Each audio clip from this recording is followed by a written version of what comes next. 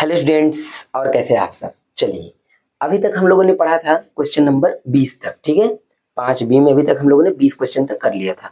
आज हम लोग पढ़ेंगे क्वेश्चन नंबर 21वां, 22वां और 23वां। इस तरह से ये प्रश्नावली समाप्त हो जाएगी। ठीक, चलिए तो क्वेश्चन नंबर हम लोग देखते हैं 21वां। इसमें क्या बोल रहा है, इस क्वेश्चन में बोल रहा है कि एक समांतर श्रेणी है जिसके चौथे और 8वें पद का योग दिया है 24। ठीक है ना, आप देख लीजिएगा, क्वेश्चन में लिखा हुआ है चौथे पद और 8वें पद दोनों का योग, योग का मतलब होता है जोड़, दोनों का जोड़ दिया है 24। और उसमें बोल रहा है उसके बाद कि छठे पद और 10वें पद, छठवां पद और 10वां पद, उन दोनों का योग दे दिया है 44। तो करना क्या है आपको, पहला पद, दूसरा पद, तीसरा पद, मतलब इसके प्रथम 3 पद निकालने हैं। ठीक, तो चलिए हम लोग देखते हैं क्वेश्चन क्या बोल रहा है। सबसे पहले क्वेश्चन बोल रहा है कि चौथे पद यानी कि A4। ठीक है, चौथा पद मतलब A4, और वो क्या बोल रहा है A8 मतलब 8वां पद, दोनों का योग का मतलब होता है जोड़, बराबर कितना है 24। ठीक है, ये बात वो खुद क्वेश्चन में बोल रहा है। दूसरा पॉइंट क्या बोल रहा है, एक पॉइंट तो ये हो गया, दूसरा पॉइंट बोल रहा है कि छठवें पद और कौन सा पद, 10वें पद, इन दोनों का योग कितना है, जोड़, योग का मतलब होता है जोड़, कितना है आपका 44। क्लियर है, ये बात याद रखिए, इसको मतलब ये लिखने आना चाहिए आपको। ठीक है, चौथा पद, 8वां पद, दोनों का जोड़ 24, छठवां पद, 10वां पद, दोनों का जोड़ 44। ठीक, ये हमने लिख लिया। अब क्या करेंगे हम लोग, इसी को हल करेंगे और इसको इधर हल करेंगे और दो समीकरण तैयार करेंगे। दोनों समीकरणों को हल करके ए और डी का वैल्यू निकाल लेंगे तो हमारा काम हो जाएगा। ठीक है, चलिए तो क्या करेंगे, सबसे पहले हम लोग इसको हल करते हैं, फिर इधर इसको हल करेंगे। ठीक, चलिए तो A4 को हम लोग क्या करेंगे, इसको ब्रेक कर देंगे A+3D में, फिर प्लस में A8 को क्या करेंगे A+7D में, और बराबर में क्या हो जाएगा 24। ठीक, ये हो गया। इसी तरह से इधर भी करेंगे, पहले इसको पूरा कंप्लीट करके तब इसको करते हैं। ठीक, चलिए ए और ए को अगर हम लोग जोड़ देते हैं तो ये बन जाएगा 2A। 7 और 3 को अगर हम लोग जोड़ देते हैं तो ये बन जाएगा 10D, और बराबर में क्या हो जाएगा आपका 24। ठीक, अब देखिए सब में 2 कॉमन है, मतलब कहने का है कि 2 से सब कट सकता है। तो 2 से हम 2 को काट देंगे तो 2 से 2 कट गया तो बच गया A। 2 से अगर हमने 10 को काट दिया तो बच जाएगा 5D, और 2 से हमने 24 को अगर काट दिया तो ये बन जाएगा 12। ठीक है, 2 के पहाड़े से हमने सबको काट दिया तो ये हमारा समीकरण नंबर 1 तैयार हो गया। चलिए अब देखते हैं A6 को अगर हम लोग ब्रेक करेंगे, तोड़ेंगे तो ये बन जाएगा A+5D। ठीक है, A10 को अगर हम लोग ब्रेक करेंगे तो ये बन जाएगा A+9D, और बराबर में क्या बन जाएगा, ये लिखा जाएगा 44। इतना बात क्लियर है। चलिए A और A को अगर हम लोग जोड़ देते हैं तो ये बन जाएगा 2A। 9 को और 5 को अगर हम लोग जोड़ देते हैं तो ये बन जाएगा 14D, बराबर 44। ठीक है, चलिए अब समझते हैं आगे। सबको 2 से काट दीजिए तो 2 से कट गया ये तो बच जाएगा A। इसको 2 से काट देंगे तो बच जाएगा 7D। इसको अगर 2 से काट देंगे तो ये हो जाएगा 22। समीकरण नंबर कितना तैयार हो गया हमारा, दूसरा समीकरण तैयार हो गया। ठीक, अब इन दोनों समीकरणों को हम लोग सॉल्व करेंगे, हल करेंगे। कैसे होता है देखिए, ये हो गया हमारा इक्वेशन नंबर 1, ये हो गया इक्वेशन नंबर 2, समीकरण नंबर दूसरा। अब दोनों को हम लोग क्या करेंगे, घटा देंगे या जोड़ देंगे। लेकिन एक बात ध्यान दीजिएगा, जोड़ने पे हमारा A से A कटेगा नहीं। अगर A से A कटेगा नहीं तो हमारा D का वैल्यू कैसे आएगा, तो हम इसको घटाएंगे। ठीक है ना, तो लिखेंगे समीकरण, आप क्या करिए 2 में से 1 को घटा दीजिए, समीकरण 2 - 1 से। ठीक है, मतलब हमने क्या किया, 2 में से 1 को घटा दिया। आप ऐसे भी लिख सकते हैं कि 2 में से 1 को घटाने पर, ठीक, ऐसा भी लिखा जा सकता है। तो पहले 2 वाला लिख लीजिए, A+7D बराबर 22। इसको इसके नीचे लिख लीजिए, A+5D बराबर 12। अब इसको आइए घटाते हैं। तो माइनस कैसे होता है, माइनस करते समय हमेशा नीचे वाले का चिन्ह बदल जाता है। तो नीचे वालों का चिन्ह चेंज कर दीजिए। यहाँ पे प्लस है तो क्या बन जाएगा माइनस, प्लस है तो क्या बन जाएगा माइनस, प्लस है तो क्या बन जाएगा माइनस। ठीक, A से A कट गया, 5 को घटा दीजिए 7 में से, कितना बन जाएगा 2D। ठीक, 2D बराबर में इसको घटा देंगे कितना बन जाएगा 10 बन जाएगा। ठीक, अब 2 को हम लोग नीचे भेज देंगे बटे में, ये हो जाएगा d बराबर 10/2। अगर इसको काट देते हैं तो बराबर में मिल जाएगा आपको 5, यानी हमको d का वैल्यू मिल गया। अब इस d के मान को समीकरण नंबर हम लोग रख देंगे 1 में। ठीक है, चलिए तो लिखेंगे यहाँ पे एक शब्द लिख देंगे समीकरण, एक वाक्य लिखना होगा 1 में d बराबर 5 रखने पर। ठीक है, हम क्या करेंगे, ये जो एक समीकरण आपको दिख रहा है इसमें हम लोग d की जगह पे 5 रख देंगे। चलिए तो रखते हैं, a प्लस 5 तो वैसे ही रहेगा, गुणा का चिन्ह लगाएंगे और d की जगह पे रख देंगे 5 बराबर 12। ठीक, मान रख दिया हमने, 5 बचे कितना हो जाएगा बताइए, 25 हो जाएगा, बराबर में 12। 25 को उधर भेज दीजिए, ये हो जाएगा a बराबर 12 माइनस 25, यहाँ पे प्लस था उधर क्या हो जाएगा माइनस। अब इसको घटा देंगे तो ये बन जाएगा -13, यानी a का वैल्यू कितना आ गया -13। तो अब हमको d भी मिल गया, हमको a भी मिल गया, और यही तो हमको निकालना था, क्योंकि जब तक a d नहीं निकालेंगे तब तक आप कैसे निकालेंगे दूसरा पद और तीसरा पद, तो 3 पद निकाल रहे हैं इसके। चलिए अब हम लोग यहाँ साइड में कर लेते हैं बगल में, तो यहाँ पे लिखेंगे, अब हम लोग लिखेंगे अब क्या होगा, a1 बराबर, और हम लोग जानते हैं कि a1 का मतलब होता है a का जो वैल्यू होता है वही तो a1 होता है प्रथम पद, तो लिख देंगे बराबर में -13, ये हो गया। फिर लिखेंगे a2 बराबर, और a2 का फार्मूला क्या होता है, a2 बराबर होता है a प्लस डी। ठीक, a की जगह पे क्या रखेंगे, a की जगह पे -13, d की जगह पे क्या रखना है, d की जगह पे 5। अब -13 और 5 को सॉल्व करेंगे तो माइनस क्या आ जाएगा 8। ठीक, अब इसी तरह से हम लोग a3 निकाल लेते हैं, तीसरा पद, तो a3 बराबर हो जाएगा a प्लस 2d, तीसरा पद भी हमारा आ जाएगा। तो a की जगह पे क्या रखना होगा हमको, -13 प्लस 2, d की जगह पे क्या रखना होगा 5, -13, 5 दूना कितना हो जाएगा आपका 10, इसको इसमें से घटा देंगे आ जाएगा -3। ठीक, तो a1 a2 और a3 अब हमको तीनों पद पता चल चुके हैं। ठीक, तो अब क्या करेंगे, बस डायरेक्ट अतः करके यहाँ पे लिख दीजिए नीचे। ठीक है, यहाँ पे अतः इसके प्रथम 3 पद बराबर। ठीक है, क्या क्या आ गया, हमारा पहला आ गया -13, दूसरा आ गया -8 और तीसरा आ गया -3 आंसर। ठीक, तो इस तरह से अगर आप लिख देते हैं तो और अच्छी बात है, अतः करके जरूर लिखा जाना चाहिए। ठीक है ना, तो उससे नंबर हमको सही से मिलता है। चलिए अब हम लोग देखते हैं क्वेश्चन नंबर 22वां। चलिए अब हम लोग देखते हैं क्वेश्चन नंबर 22वां। क्वेश्चन नंबर 22वां में क्या बोल रहा है कि एक सुब्बा राव नाम का एक आदमी था, वो क्या किया कि 1995 में 5,000 रुपए सैलरी पे काम करना शुरू किया। ठीक है, क्वेश्चन आपको नीचे दिख रहा होगा। ठीक, 1995 में 5,000 रुपए पे काम करना शुरू किया, और हर साल उसकी सैलरी 200 रुपए बढ़ जाती थी। ठीक है, वेतन जो था 200 रुपए प्लस हो जाता था साल भर में एक बार। ठीक, उसके बाद क्या हुआ कि उसमें पूछा जा रहा है क्वेश्चन में कि किस वर्ष उसकी सैलरी जो है वो 7,000 रुपए हो जाएगी। ठीक है, चलिए तो आइए इसको देखते हैं। सबसे पहले क्या है, हम क्या करेंगे, अगर आप थोड़ा सा बेसिक लिखना चाहें तो लिख सकते हैं क्या, जैसे उसका वेतन, तो वेतन लिख लेंगे, वेतन कितना है सुब्बा राव का वेतन 5,000 रुपए है उसका वेतन। ठीक, ये हो गया उसका वेतन। इसके बाद उसकी वृद्धि कितनी है,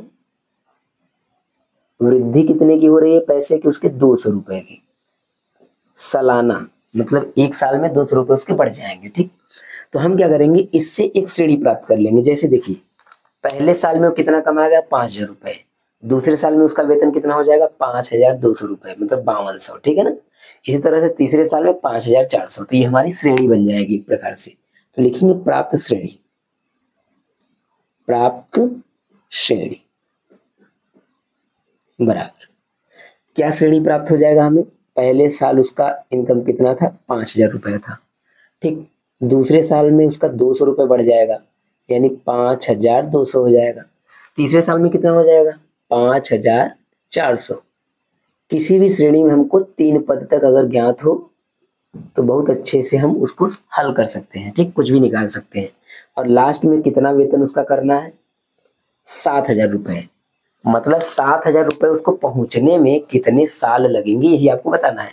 आप चाहे तो ऐसे ही बता सकते हैं, 200 रुपये बढ़ाते जाइए, तो कहीं तो 7,000 आएगा, जहां आएगा गिन लीजिए। लेकिन वो तरीका नहीं है। तरीका क्या है कि हमको इसको सूत्र के माध्यम से हल करना है, ठीक है ना, सूत्र के सहारे। चलिए, तो ये होता है हमारा ए का मतलब होता है प्रथम पद, ठीक। इसके बाद डी का मतलब होता है डिफरेंस, यानी कि अंतर, यानी सार्वंतर कितना है। तो इन सब में अंतर कितने का है, 200 का। आप सब में देखेंगे 200 का अंतर है, ठीक। तो ये हो गया सार्वंतर। ये क्या है, हमारा एल है। एल कितना दे दिया है, 7,000। एल का मतलब होता है लास्ट वाला पद, तो लास्ट में कितना है, 7,000। अगर हमको ये पता चल जाए कि ये कितने नंबर हैं, 1 2 3 ऐसे कितने नंबर है, तो ये हम निकाल सकते हैं कि किस वर्ष में उसका 7,000 हुआ होगा, ठीक है ना। तो अब इसी एल के माध्यम से हम लोग एन का वैल्यू निकालेंगे। मतलब हमको यहाँ पे देखा जाए तो निकालना क्या है, एन निकालना है, ये कौन से वर्ष में, ठीक है ना। तो यहाँ पे एल का क्या करेंगे हम लोग, फार्मूले में इसको तोड़ देंगे, A plus N minus 1 into D. ये फार्मूला एल का होता है, इसको याद रखिए, ठीक। 7,000। अब क्या किया जाएगा, ए की जगह पे रख देंगे हम लोग 5,000, 5,000 प्लस एन पता नहीं है, एन तो निकालना ही है। डी की जगह पे रख देंगे गुणा का चिन्ह लगा के 200 बराबर 7,000। अब क्या करेंगे, 5,000 को उधर भेज दीजिए, माइनस हो जाएगा, तो यहाँ बचेगा एन माइनस 1 इंटू में 200 बराबर 7,000, और माइनस हो जाएगा 5,000 उधर जाके, ठीक। घटा दीजिए कितना आ जाएगा, तो ये आपका बन जाएगा 2,000। 7,000 में से 5,000 माइनस हो गया, ठीक। अब क्या होगा, यहाँ पे देखिए जो 200 मल्टीप्लाई में उधर डिवाइड में चला जाएगा, बटे में, मतलब यहाँ पे गुणा में है, उधर में क्या हो जाएगा, भाग में। ऐसे 200 चला जाएगा बटे में, तो डबल जीरो से डबल जीरो कट गया, 2 से 20 को काटेंगे 10 आ जाएगा, तो n माइनस 1 बराबर हो जाएगा आपका 10। एक जो है ये माइनस में उधर जाएगा, क्या हो जाएगा, प्लस में। तो n बराबर 10 प्लस 1 जोड़ देंगे, कितना आ जाएगा, 11, ठीक है। तो इस तरह से 11 मतलब कि 11वें वर्ष में उसका जो सैलरी है वो कितना हो जाएगा, वेतन 7,000 रुपये हो जाएगा। तो लास्ट में आप चाहे ना तो अतः करके लिख दीजिए, ठीक है ना, ऐसे अतः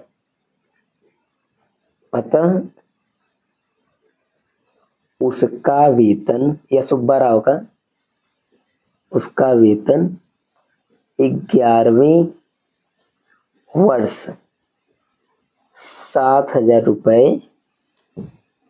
हो जाएगा, ठीक है। यह आपका आंसर। क्लियर है, तो इस तरह से आप लिख देंगे तो और अच्छा रहेगा, नीचे अतः करके। अब हम लोग देखते हैं क्वेश्चन नंबर 23वां, जो इसका लास्ट प्रश्न है, ठीक है। चलिए, अब क्वेश्चन नंबर देखते हैं 23वां। इसमें क्या बोला है कि रामकली वर्ष के किसी सप्ताह में उसका पहले सप्ताह में साप्ताहिक बचत कितना करती है, 5 रुपए का करती है। फिर हर अगले सप्ताह में वो क्या करती है कि 1.75 रुपए बढ़ाती चली जाती है, मतलब 1.75 रुपए इंक्रीज करती है, बढ़ाती है अपने बचत को, ठीक है। आगे देखते हैं कि nवें सप्ताह में कुल बचत उसका कितना हो जाता है। एक nवें सप्ताह मतलब किसी सप्ताह में उसका टोटल बचत 20.75 हो जाते हैं, 20.75 रुपए हो जाते हैं। तो आपको बताना है कि ये जो n का वैल्यू है क्या होगा। उसमें पूछा है क्वेश्चन, आप बढ़िया से पढ़ लीजिएगा, मैं तो समझा रहा हूँ, क्वेश्चन आप जरूर पढ़ लीजिएगा उसको, ठीक है। nवें सप्ताह में कुल बचत उसका इतना हो जाता है, तो n का बताना है कि किस सप्ताह में ये हुआ है, ठीक है। अब समझिए इससे हमको श्रेणी प्राप्त कैसे होगा। देखिए बात को ध्यान से समझिएगा, लिखेंगे प्राप्त श्रेणी, यहां से आपको श्रेणी ये प्राप्त हो जाएगा, क्या समझिए कि पहले सप्ताह में उसका बचत कितने रुपए का हो रहा था, 5 रुपए का, ठीक है। ये पहले सप्ताह में। दूसरे सप्ताह में उसने अपने बचत को कितना बढ़ा दिया, 1.75 रुपए, मतलब यहां समझिए 5 रुपए था उसका पहले सप्ताह में बचत, ठीक। फिर उसने अपने बचत में कितना बढ़ाया, 1.75, 1.75 इसको जोड़ देंगे, 7 5 तो वैसे ही रहेगा, ये 5 और 1 कितना हो जाएगा, मतलब 6 रुपये 75 पैसे। दूसरे सप्ताह में उसने कितने पैसे बचाए, 6 रुपये 75 पैसे। फिर तीसरे सप्ताह में इसी तरह से फिर वो 1 रुपये 75 पैसे इंक्रीज कर दी, बढ़ा दी, फिर जोड़ दीजिए, तो ये देखा जाएगा कितना हो जाएगा, 0 7 7 14 1 15 का 5, एक हासिल आ जाएगा, 6 7 1 8, 8 रुपये 50 पैसे। ठीक है, ये तीसरे सप्ताह में उसने बचा लिया। तो हमको श्रेणी में 3 पद तक अगर मिल जाए तो हम कुछ भी हल करके निकाल सकते हैं। ठीक है, 3 पद यहाँ मिल जाए और लास्ट वाला दे ही दिया है 20 रुपये 75 पैसे, टोटल उसका हो रहा है ये। ठीक, तो यही बताना है आपको कि जो ये इतना इंक्रीज हुआ है ये कौन से सप्ताह में हुआ है, यानी n का वैल्यू निकालना है, खुद ही उसमें बोल दिया कि n निकालिए, nवें सप्ताह, तो nवां सप्ताह ये कौन सा सप्ताह है जो 20.75 रुपए हो गए हैं। ठीक, चलिए देखते हैं। सबसे पहले लिखिए a बराबर 5, d बराबर क्या होगा, वही जो वृद्धि हो रहा है उसके, यही तो बढ़ रहा है बार बार। ठीक है, तो इसी को बोलते हैं सारवंतर। n आपको निकालना है। ठीक, और ये क्या दिया हुआ है, l बराबर, जैसे हमने पीछे का क्वेश्चन किया है बिल्कुल उसी तरह से आपको करना है। ठीक है, l बराबर 20 रुपये 75 पैसे, ये लास्ट पद है हमारा। ठीक, इसलिए l बराबर, l का फार्मूला जो हमने पीछे अभी लगाया है, a plus n-1 into D बराबर 20 रुपये 75 पैसे। ठीक है, अब आगे देखिए, ए की जगह पे क्या रखना है हमको, 5, n निकालना है हम लोगों को, -1, डी की जगह पे कितना रखना है, गुणा का चिन्ह लगा के लिख दीजिए 1.75 7.5 बराबर में आइए, बराबर में हो जाएगा 20 रुपये 75 पैसे, 20 रुपये 75 पैसे, 20.75। ठीक, अब ये 5 जो प्लस में उधर जाएगा क्या हो जाएगा, माइनस में, ये हो जाएगा n-1, गुणा का चिन्ह लगा के 1.75, और ये 5 उधर चला जाएगा, इधर प्लस था उधर क्या हो जाएगा, माइनस। ठीक है, इसको इसमें से माइनस कर दीजिए, सिंपल सी बात है। तो माइनस कैसे होगा, देखिए अब एक बात ध्यान दीजिए, पॉइंट में तो बहुत लोग क्या करेंगे, 5 को इसमें से घटाएंगे, वो नहीं होगा। ठीक है ना, देखिए जब भी कोई संख्या लिखा होता है तो उसके लास्ट में पॉइंट होता है, जैसे इसमें कोई पॉइंट नहीं है तो लास्ट में इसके पॉइंट होगा, तो पॉइंट 0 0 लिख के हम लोग पॉइंट के इधर वाला इधर वाले से घटाते हैं। ये रुपया है तो रुपया में से घटेगा, पैसे में से नहीं घटेगा। ठीक है ना, वैसे भी आपको दशमलव वाला अगर जोड़ घटाना आता होगा तो आप कर लेंगे। ठीक, तो ये ऐसे समझेंगे, इसको घटाइए, तो इसको घटाएंगे तो ये बन जाएगा 1.75 बराबर में 5 रुपया इसमें से घट जाएगा, तो ये बन जाएगा 15 रुपये और 75 पैसे। ठीक, ये हो गया। अब क्या करेंगे हम लोग, ये मल्टीप्लाई में है तो उधर क्या हो जाएगा, डिवाइड में, मतलब बटे में चला जाएगा। तो लिख दीजिए n-1 बराबर 15.75 बटे में 1.75। ठीक है, अब देखिए जब भी कभी दशमलव समान अंक पर हो, जैसे ऊपर से देखिए 1 2 अंक बाद है, नीचे भी 2 अंक बाद है, तो पॉइंट से पॉइंट हट जाता है। ठीक है ना, उसको हम लोग हटा देंगे, हटाइए कितना आ जाएगा, ये n-1 बराबर, ये आ जाएगा आपका 15, दशमलव तो हट चुका है। ठीक है, 15 75 और 175, ये आ गया, ये 9 बार में आपका कट जाएगा, देखिए। ठीक है ना, 9 बार में पहाड़ी में ये कट जाएगा, तो ये आ जाएगा n-1 बराबर में 9। ठीक, अब क्या होगा, जो 1 है वो उधर चला जाएगा, 1 को जब उधर भेज देंगे तो आइए यहाँ पे मैं बता दे रहा हूँ। ठीक है, यहाँ पे तो ये n बराबर हो जाएगा 9 + 1, क्योंकि यहाँ पे माइनस उधर क्या होगा, प्लस हो जाएगा। ठीक, जोड़ दीजिए अब इसको, तो n बराबर आपका मिल जाएगा 10। ठीक, कहने का मतलब क्या है कि 10वें सप्ताह में उसका कितना इनकम हो जाएगा वो। ठीक है, n का वैल्यू 10 आ गया, यही आंसर है। इसमें हिंदी लिखने की कोई जरूरत नहीं है, क्यों, क्योंकि क्वेश्चन में खुद ही बोला है कि n का वैल्यू बताइए, तो n का वैल्यू हमने निकाल दिया। ठीक है, चलिए, तो इस तरह से ये जो पार्ट था, मतलब 5B वाला जो चैप्टर था, एक्सरसाइज था, ये समाप्त हो गया। उम्मीद करता हूँ कि आपको सारी बातें मेरी समझ में आई होंगी। ठीक है, अगर वीडियो अच्छा लगा है तो वीडियो को लाइक जरूर करिएगा और चैनल को सब्सक्राइब कर दीजिए, ताकि इसी तरह के वीडियोस आपको मिलते रहें, ताकि आप 10 में एक अच्छे नंबर से पास हो सके गणित के सब्जेक्ट में। ठीक है, चलिए, धन्यवाद।